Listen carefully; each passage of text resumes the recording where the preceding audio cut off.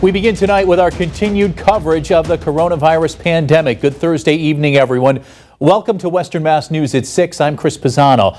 Let's take a look now at what's making headlines. The Department of Public Health reporting more than 500 new confirmed coronavirus cases just today, bringing the statewide total to 2,417. The death toll rising to 25, including 2 men in their 80s from Hampden and Franklin counties. Stocks surged on Wall Street on their third day of gains after the Senate passed the coronavirus relief bill.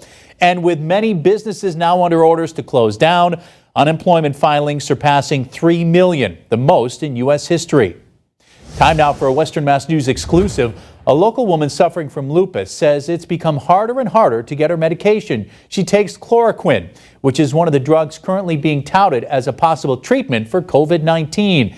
And she spoke with Western Mass News reporter Audrey Russo, who joins us live in Springfield with more. Audrey. Gracie Ciano was very candid with me, saying that she understands the struggle that those with COVID-19 are going through to try and get themselves healthy again. She tells me she wanted to share her struggle with trying to get chloroquine as a way to inform other patients with lupus who may be on their last dose of medication, to let them know that it could be a lot more difficult to refill their prescriptions. I take the chloroquine twice a day. Gracie Ciano, speaking to Western Mass News over the phone, says she's been struggling with lupus for 4 years. She says taking chloroquine alleviates the debilitating fatigue and pain that comes with the disease. Before I took it, I couldn't walk from one room to the next. Last week, Ciano says she went to refill her prescription with a national pharmacy chain, but was told chloroquine was indefinitely out of stock. She says she was given a list of other pharmacies to try. On the third one, I found one that had it. Last week, President Trump and the coronavirus task force announced chloroquine has been identified as a possible treatment for COVID-19. Western Mass News checked in with Springfield Pharmacy, which is locally owned and gets prescription drugs from wholesalers. Co-owner Tobias Billups says he's struggling to get chloroquine too. Most wholesalers are either limiting the amount you can order or they just don't have it in stock. We do have multiple means to get it, but everybody seems to either be allocating it or they're just not available. Allocating the drug to an extent Billups says he's never seen before. If we have a patient who really needs it, it's tough to tell the patient we can't get it. Reports from around the country indicate some doctors nationwide are hoarding untested coronavirus treatments like chloroquine and hydroxychloroquine. Western Mass News reached out to the Massachusetts Pharmacists Association for a statement, and they said in part, quote, "We collectively support state and federal requirements that direct a prescription must be written only for a legitimate medical purpose. We also strongly support a pharmacist's professional responsibility to make reasonable inquiries to a prescriber to resolve any questions about a prescription." For patients like Ciano, the increased demand nationwide for chloroquine has created an unexpected rift in her ability to function day to day. Everybody needs their medicine for whatever reason, and if you stop taking it, you're going to run into trouble. Chloroquine has also been approved as a treatment for malaria. Right now, it's being used on patients with COVID-19 in New York City. Live in Springfield, Audrey Russo for Western Mass News. Audrey, thank you for that live report. Digging deeper on today's numbers, the State Department of Public Health saying there are 2,417 confirmed cases of COVID-19 here in the Bay State. That's up 579 from yesterday. 25 people had died from the virus. That's 10 more than yesterday. 7 of those 10 had known pre-existing conditions. And breaking it down county by county, Middlesex County has the highest numbers with 538 cases. Here in Western Mass, Hampden County has 55 cases, Hampshire County 17, Franklin County 16, and Berkshire County has 73. New at 6, while asking for a major disaster declaration, Governor Charlie Baker announcing today new initiatives to help the homeless during the coronavirus pandemic. The Newton Pavilion, a former Boston area medical center, will be temporarily reopening its doors to support the medical needs of the homeless. The facility will be used as needed for a range of care needs and potentially treatment for homeless patients. This includes homeless patients who test positive for COVID-19 or awaiting test results. The facility will provide a safe, isolated place for people to stay and recover if they don't require hospitalization. The Newton Pavilion is located on Newton Street in Boston. Our team coverage continues with assisted living centers not allowing any visitors right now. People all throughout Western Mass have been thinking outside the box to find ways to still connect with their loved ones inside. Western Mass News reporter Lindsay Kane with a story you'll only see here on Western Mass News. This is a very disruptive time for them. With the coronavirus pandemic flipping people's worlds upside down, Western Mass News found residents at Linda Manor Extended Care Facility and Assisted Living in Northampton are trying to adjust to this new normal. With a no visitor policy in place, residents aren't able to see family and friends like they normally would. Families and friends do is they provide some needed social interaction, and it's still someone's sense of routine.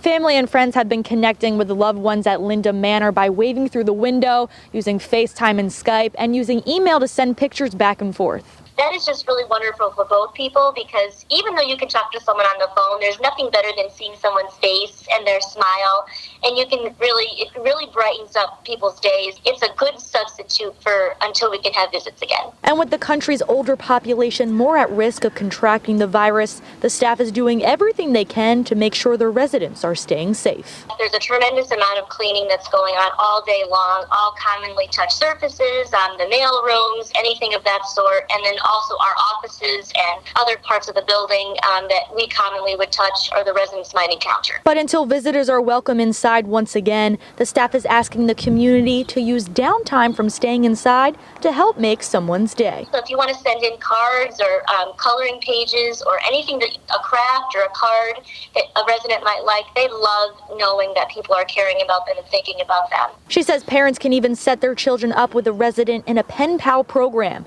It practices writing for the child while leaving the resident with a smile. For more information on how you can participate, head to our website. That's westernmassnews.com.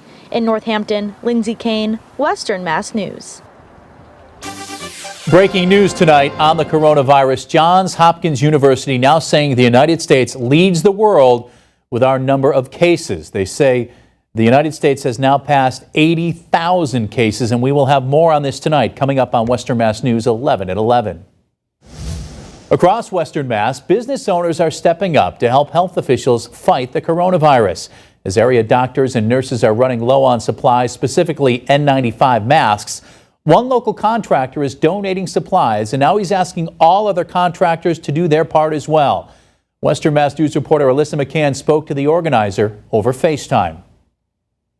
Local hospitals across Western Mass have a shortage of personal protective essential gear as they fight COVID-19. Knowing this information, Adam Quinville, owner of Adam Quinville Roofing and Siding, has donated multiple masks to Bay State Medical Center to help them combat COVID-19. There is no shutdown for us. We're considered an essential company. We're helping people out with their leaks, but so there's never a thought of stopping. I guess we're just trying to do more of what we have. He tells Western Mass News his inspiration came from his wife and sister-in-law. What happened, Alyssa, a couple weeks ago, my wife was talking with her sister who works over at Bay State, hearing about the shortage they're having with the masks. So came up with the idea to try to get an email out there to let people know that they can donate to Bay State. Quinville says he didn't have many of the N95 masks to donate, but that encouraged him to reach out to other contractors. We only had a handful. That's what kind of get me thinking that if we had a few, there must be other construction companies that have more.